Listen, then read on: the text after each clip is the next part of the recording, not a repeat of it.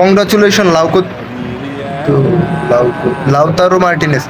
Congratulation Lautaro Martinez আমাদের 2024 সালের Ballon d'Or জয়ী হইতে আছে।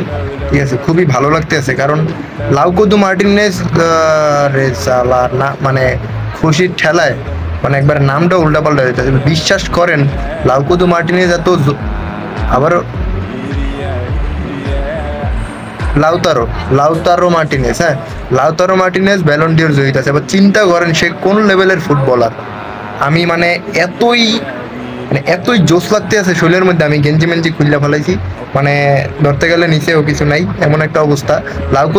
আরে লাউতারো মার্টিনেজ এমন জোশ একজন ফুটবলার, সে আমি যেটা জানি আর কি 2025 সালের ব্যালন ডিওরও লাউতারো মার্টিনেজ জিতবে।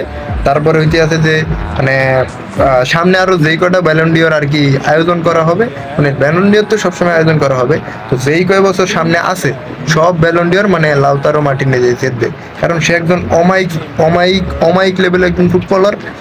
সে মানে লাস্ট 15 ম্যাচে সে আপনার ইন্টার মিলানের হয়ে 1 গোল, মানে চিন্তা করেন একটা গোল দিছে।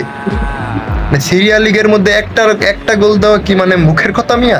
হ্যাঁ, Lautaro Martinez greatest footballer in the Gulistan কইতে লাগি, সরি মানে ওয়ার্ল্ডের কথা কইতে লাগছে এবারে গুলিস্তান। আসলে বুঝেন না, মানে উত্তেজিত হয়ে গেছি বুঝছেন নি। মানে আসলে লাউতারো মার্টিনেজ আমার একজন ফেভারিট প্লেয়ার, আমার আইডল।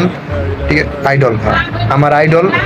ওনার মতো ফুটবলার প্রতিটা মেয়েরা ওনার মতো মেয়েরা তো ফুটবলার হয় না, প্রতিটা ছেলেদের মানে ইচ্ছা, প্রতিটা ছেলেদের ড্রিম, মানে ড্রিম যেটাকে বলে মানে স্বপ্ন, হ্যাঁ প্রতিটা ছেলেদের স্বপ্ন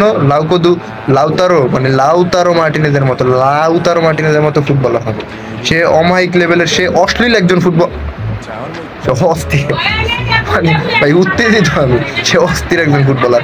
সো কংগ্রাচুলেশন লাউকোদু Martinez, 2024 Ballon d'Or winner, congratulation.